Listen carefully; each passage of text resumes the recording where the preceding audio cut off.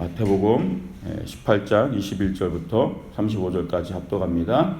그때 베드로가 나와 이르되 주여, 형제가 내게 죄를 범하면 몇 번까지 용서하여 주리이까? 7번까지 하오리까? 예수께서 이르시되 내게 이르노니 7번뿐만 아니라 70번까지라도 할지니라. 그러므로 천국은 그 종들과 결산하려 하던 어떤 임금과 같으니 결산할 때에 10,000달란트 빚진 자 하나를 데려오매 갚을 것이 없는지라.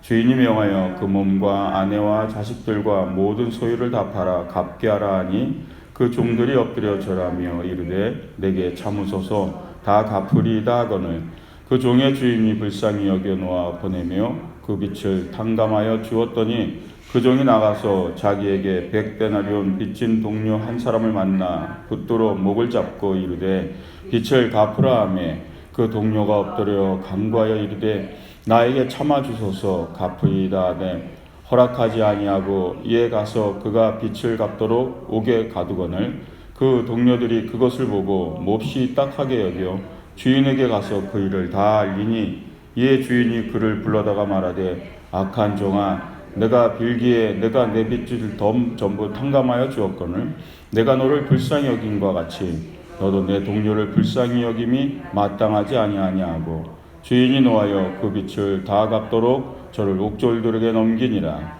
너희가 각각 마음으로부터 형제를 용서하지 아니하면 나의 하늘의 아버지께서도 너희에게 이와 같이 하시리라. 아멘. 한번 따라하시기 바랍니다. 하나님의 성품, 용서를 베푸는 사람. 세상에는 용서를 하는 사람과 용서를 하지 못하는 사람, 용서를 받는 사람과 용서받지 못하는 사람, 그런 사람들이 살고 있는 겁니다. 사실 인간의 관계 속에서는 부딪힘이 없을 수가 없어요. 갈등이라는 게 없을 수가 없어요. 가정의 모든 공동체 안에, 일터와 교회, 이 사회 모든 공동체 안에는 바로 이 부분이 형성되어 있어요. 그래서 삶을 살아가는 중요한 지혜가 뭐냐면 용서받는 법과 용서하는 법을 아는 것. 그것이 자기 삶을 윤택하게 만드는 아주 중요한 진리 중에 하나인 거죠. 문제는 뭐냐면요, 이 용서라는 성품이 우리에게 원래 없다는 거예요. 많은 사람들이 착각을 하고 있어요. 목회를 하다 보면 와서 상담을 해요. 목사님, 용서가 안 돼요. 용서가 안 돼요. 왜 안 되는 거 맞아요. 우리에게는요, 용서할 수 있는 성품 자체가 없어요. 원래 인간의 착각 중에 하나예요. 용서는 하나님의 성품이에요. 인간은 그래서 용서를 잘 못합니다. 이게 하나님의 성품이라고 해요. 그래서 내가 그리스도인으로 성숙되고 내가 하나님의 사람이 되어가는 걸 뭘로 검증할 수 있냐면 그게 바로 용서예요.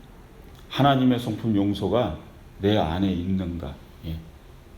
이게 내 안에 없으면은 그것은 그리스도인으로서 정말 본어게인이 됐는가를 의심할 정도로 스스로 점검을 해야 돼. 내가 정말 거듭난 사람인가, 하나님 앞에. 왜냐하면 이 성품은 우리에게 원래 없어요. 그래서 용서가 어려워요. 많은 사람들이 그러죠. 나는 이제 그 사람 때문에 더 이상 용서할 것도 용서받을 것도 없어요. 막 그래요. 그게 안 끝난 겁니다. 그런 말 하는 분들 보면 안 끝난 거예요. 끝난 것처럼 얘기하는데 이제 내가 그 사람 때문에 괴로울 것도 괴롭지 않을 것도 없어요. 뭐. 그럼 이미 문제가 아직 있는 거예요. 용서가 아직 안 되는 거예요. 진정한 용서를 체험해야 되는 거예요. 한번 따라하시기 바랍니다. 용서는 하나님의 성품이다. 인간의 성품이 아니에요. 그래서 하나님의 성품, 이 용서가 우리 안에 와야 진정한 축복인 줄 믿으시기 바랍니다. 왜냐하면 예수 그리스도를 만나서 본어게인이 된 사람은 그걸 아는 거예요. 용서를 받았다는 체험을 진짜 아는 거예요. 내가 죄인인 걸 인지했고, 그죠? 내가 이 땅 가운데서 죄에 대한 형벌을 받아야 된다는 걸 인식했고, 이 죄를 내가 극복할 수 없다는 것을 아는 거예요. 그런데 그걸 주님이 용서해 줬다라는 것을 체험한 거예요. 그래서 용서의 성품을 배우는 거예요. 그러니까 본어게인이 되지 않은 사람은 용서라는 거가 뭔지를 잘 모르는 거예요. 정말 그 감격을. 그래서 주님이 내가 무슨 죄를 주님이 내 죄를 용서하고 내가 이 제 주님 앞에 뭐 이렇게 용서받을 만한 죄가 있는가? 예, 아직 모르는 거죠. 그러니까 진짜 용서의 성품은 거기서 오는 거예요. 다윗을 보면 다윗이라는 사람은 사울 왕에게 늘 쫓기는 인생의 그 전반부가 있어요. 그 톡을 해서 그 사울 왕이 쫓다가 잠이 들죠. 예. 그 톡을 보면 바깥에서는 보여요. 근데 안에 들어가면 안 보여요. 안에 있는 사람은 밖을 못 보죠. 보고 들어간 거예요, 다윗이. 네. 신하가 얘기하죠. 하나님이 준 기라 생각하고 내가 죽이겠다 그러죠. 야외 기름 부으신 자를 손대지 마라. 그래서 그냥 옷자락만 살짝 빼고 나와요. 그리고 불러요. 멀리 서서. 사울 왕이요. 내가 당신을 죽일 수도 있었는데 내가 오늘 당신을 선대한다. 그러니까는 사울 왕이 그러죠. 나는 너를 늘 학대하는데 너는 나를 용서하는구나. 그렇게 고백을 하는 거예요. 그러면 악인도 용서를 알아요. 예. 사울 왕이 그때 다윗을 향해 뭐라고 하냐면 너는 정말 의로운 자다 이런 얘기예요. 여러분 용서하는 자가 의로운 자인 줄 믿으시기 바랍니다. 예. 하나님 앞에 의로운 자는요 용서할 수 있는 사람이에요. 나를 늘 괴롭히고 쫓아오고 예. 그냥 뭘 했다고요. 다윗은 엄청 억울한 거죠. 그런데도 늘 자기를 죽이려는 사람마저도 놔주는 거예요. 그런데 악인이 고백하는 거예요. 너는 진짜 의로운 자라고. 용서의 힘인 걸 믿으시기 바랍니다. 사울왕은 또 왔다 갔다 해요. 그러고서 마치 안 쫓을 것 같으면 또 쫓아요. 엔게디 항무지에서 굴에 숨었다가 하길라선 그 이쪽으로 또 도망가요, 다윗이. 거기서 또 진중에 잠을 자다가 아비사 장군하고 다윗이 진중에 들어갑니다. 자고 있는 사울왕 머리 보니까 창이 꽂혀져 있고요. 그거 뭐 죽이라는 거죠. 뭐 누워서 잠자고 있고 창이 여기 하나 꽂혀져 있고. 아비새가 이 창으로 내가 이 사울의 배를 꿰뚫어 버리겠습니다 하고 죽이려고 그러죠. 그랬더니 다시 하지 마라. 또 말리는 거죠. 그리고 옆에 있는 물병만 자다가 마시려고 나는 물병만 들고 그냥 나오는 거예요. 그리고 다시 또 불러서 얘기해요. 아브넬 장군을 혼냅니다. 아브넬 장군은 그때 당시 사울왕을 호위하는 장군이에요. 너는 어떻게 왕을 수호를 그런 식으로 하냐면서 막 혼을 내요. 다윗이 오히려. 우리가 너가 수호하는 왕을 죽일 수도 있었다. 넌 어떻게 그렇게 왕을 지키냐. 그러면서 아브넬을 막 혼내는 장면이 나와요. 이게 다윗의 굉장히 그 다른 모습이에요. 근데 그 모습을 보고 사울왕이 잘못했다 그러죠. 웁니다, 사울왕이. 왜냐하면 이렇게 얘기할 수는 없잖아요, 그죠? 나 자신을 지키는 수호하는 이 장군에게 가장 그 장군을 혼내고 있는 다윗을 그거는 마음에 감동이 임하는 거죠. 그리고 이게 마지막 테스트였어요.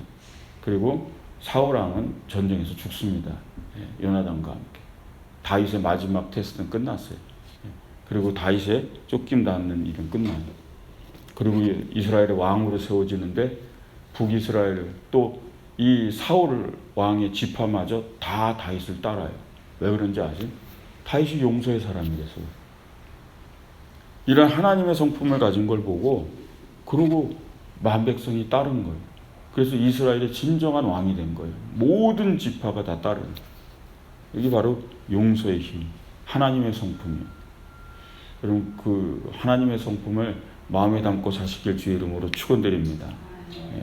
한번 따라하시기 바랍니다. 용서받는 것은 축복이다.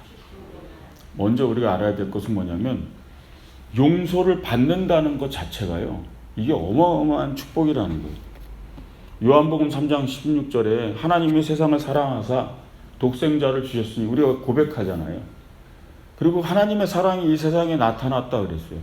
그 하나님의 사랑이 독생자를 통해 나타난 사랑이 어떤 사랑인 줄 아세요? 그게 용서예요.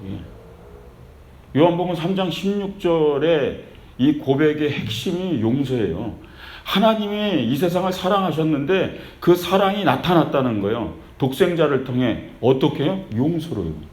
모든 영혼의 죄를 용서해 주는 거죠. 조건 없이요. 그것도. 그래서 시편 기자가 이런 고백을 했어요. 허물의 사함을 얻고 그 죄의 가림을 받는 자는 복이 있도다. 예. 내 허물의 사함을 받고 내 죄를 다 가리워주는 것, 그게 뭐예요? 복이다, 이렇게 고백했다는 거예요. 그래서 용서받는 것은 복인 줄 믿으시기 바랍니다.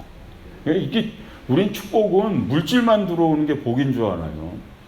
그러니까 하나님이 잘 살게 해주시면 감사합니다. 돈이 생기면 감사합니다. 예, 부자가 되면 축복을 받았습니다. 우린 그렇게 생각하죠. 하나님 성경의 시각은 전혀 달라요. 여기 용서받은 게 복인 줄 마음에 새기시기 바랍니다. 다윗이요, 이런 다윗이 그런 바세바를 범했고 우리아 장군을 죽였을 때 그의 인생이 얼마나 힘들었는가를 시편은 이렇게 얘기해요. 32편 3절 4절에요. 내가 토설치 아니할 때 종일 신음함으로 내 뼈가 쇠하였도다.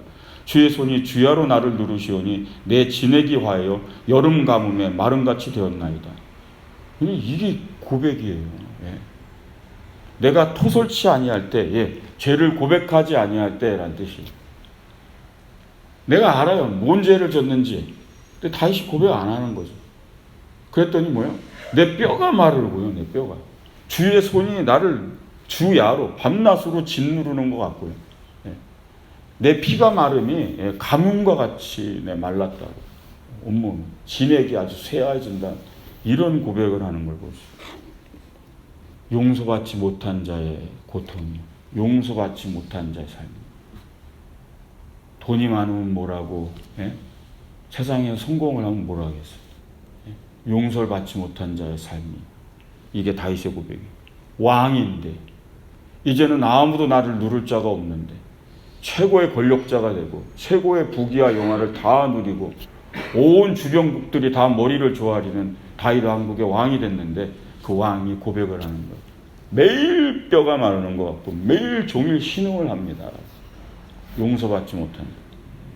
용서받는 게 축복인 걸 믿으시기 바랍니다.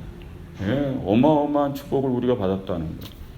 문제는 우리가 그걸 모른다라는 거예요. 주님은 우리를 거저 용서해 주시니까 우리는 그냥 용서받았다라는 게 너무 간격이 없는 거예요. 그래서 오늘 본문 말씀이 있는 거예요. 오늘 본문 말씀. 용서받은 자의 복을 모르는 거예요. 여러분, 그래서 우리가 용서를 해줄 수도 있어야 되는 거예요. 한번 따라 하시기 바랍니다. 용서하는 것도 축복이다. 거꾸로요, 용서하는 것도 축복이에요. 이게 잘 안 되는 거거든요. 그래서 오늘 본문에 베드로가 얘기하잖아요. 이 얘기가 이렇게 된 거예요. 21절에 그때 베드로가 나와 가로되 주여 형제가 내게 죄를 범하면 몇 번이나 용서하여 주리까? 7번까지 하오리까? 그러죠. 여러분, 이게 베드로는 그렇게 툭툭 던지는 말에 아주 희한한 게 있는 사람이에요. 당신은 하나님의 아들, 주 예수 그리스도 이런 얘기를 막 하고 막 이러잖아요. 이게 뭐냐면 유대인들의 관례상 용서를 3번까지 해주게 돼 있어요.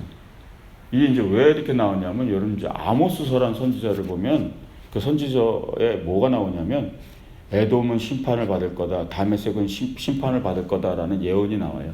근데 그 앞에 항상 붙는 이 상형구 같은 게 있어요. 그게 뭐냐면 너희의 서너 가지 죄로 인해서, 서너 가지 죄로, 다메섹의 서너 가지 죄로 인해서, 에돔의 서너 가지 죄로 인해서 너희가 멸망을 받을 거다. 그래서 랍비들이 이걸 가지고 어떻게 생각하냐면 서너 가지, 그러니까 4번째는 심판을 받는다는 거예요. 그렇게 해석을 한 거예요. 그러니까 3번까지는 뭐예요? 용서를 받고, 예, 서너 가지 죄로 인해요, 서너 가지 죄로 인해요, 이렇게 계속 기록되어 있으니까 이 선지자들이. 그러니까 4번째는 심판을 받으니까 3번째까지. 그래서 유대인의 이게 관습이 된 거예요. 그러니까 형제가 내게 잘못을 하면 3번 정도는 용서해 주는 거예요. 그걸 베드로가 잘 알고 있죠. 근데 주님 앞에 오늘 뭐라 그래요? 우리가 7번까지 하니까. 이 유대인의 관습의 완전수예요. 7이라는 건. 7과 12 이런 건 완전수예요. 그들의 관념 속에. 그러니까 7번 정도면 이거는 거의 완벽하다 이거죠. 그러니까 베드로는 갑자기 이런 뚱딴지 같은 얘기 이렇게 잘 던져요. 그래서 주님께 큰 맘 먹고 7번까지 하니까 이제 이런 거죠. 이 정도면 뭐 인간이 할 수 있는 최대의 용서라는 거죠. 그러면서 베드로가 딱 주님 앞에 딱 얘기한 거예요. 제자들도 듣다가 깜짝 놀랐겠죠. 아니 얘가 3번 용서하기도 힘든데 7번을? 예. 형제가 내게 죄를 보면 7번 하리까? 그랬더니 주님이 뭐라 그러죠? 7번씩 70번이라도 해라 이렇게 얘기한 거예요. 그 베드로가 거기서 뭐요? 깨갱하는 거죠. 유대에 가서 3번인데 7번을 얘기했는데 주님 갑자기 7번씩 70번씩 하라니까. 예. 무제한이라는 거예요. 예. 무한한 용서를 얘기하시는 거예요. 무조건이라는 거예요. 무조건 용서하라는 얘기예요.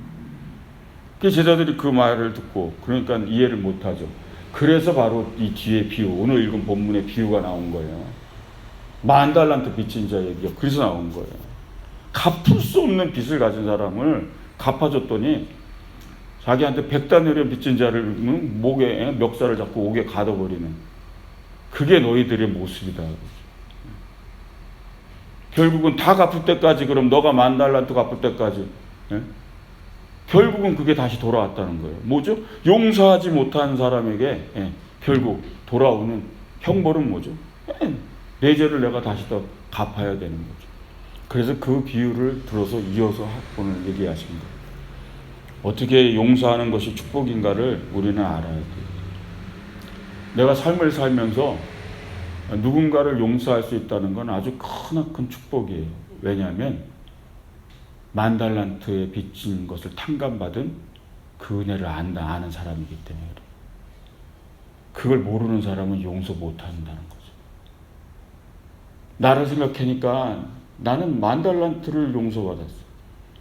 갚을 수 없는 이 금액으로 환산한 거지만 갚을 수 없는 죄를 용서받았다는 감격이 있기 때문에 용서할 수 있는 거예요. 누군가를요. 예, 누군가를요.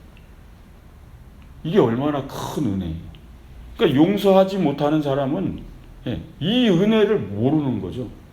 용서를 받았다라는 이 은혜 자체가 간격이 없으니까 아무도 용서할 수 없는 거예요.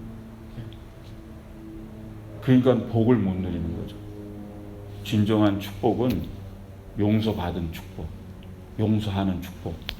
그게 진정한 축복인 줄 믿으시기 바랍니다. 영국의 정신병원에서 정신질환자들을 다 조사한 적이 있어요. 모든 정신병원이에요. 한 가지 공통점을 찾았는데 그게 뭔지 아세요? 환자들의 95%가 용서를 하지 않고 있더라는 거예요. 용서를 안 한다는 거예요. 정신질환자의 95%. 대부분 인간들이 정신적인 데미지가 오는 이유가 뭐예요? 용서를 못해서요. 그걸 갖고 있어서 정신적으로 어렵다라는 걸 반증하는 거지 이게. 그럼 거꾸로 한번 얘기해 보세요. 행복하게 사는 사람, 늘 즐겁게 사는 사람, 용서하는 사람인 줄 믿으시기 바랍니다.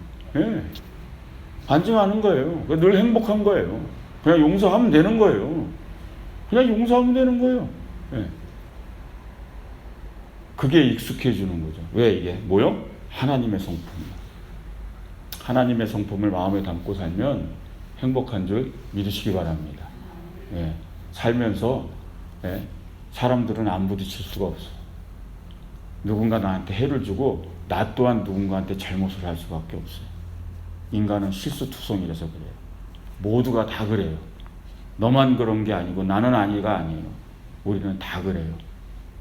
부지불식간에 하는 내 행동이 누군가에게 상처를 줄 수가 있고요. 또 부지불식간에 누군가가 한 행동이 나에게 아픔을 줄 수도 있어요. 그래서 우리는 익숙해져야 돼요. 뭐요? 용서하는 데 익숙해져야 돼요. 용서받은 자의 기쁨을 마음에 새기며 용서하는 하나님의 성품, 용서의 성품을 가슴에 담는 용서의 사람 되시기를 주의 이름으로 축원드립니다. 기도하겠습니다.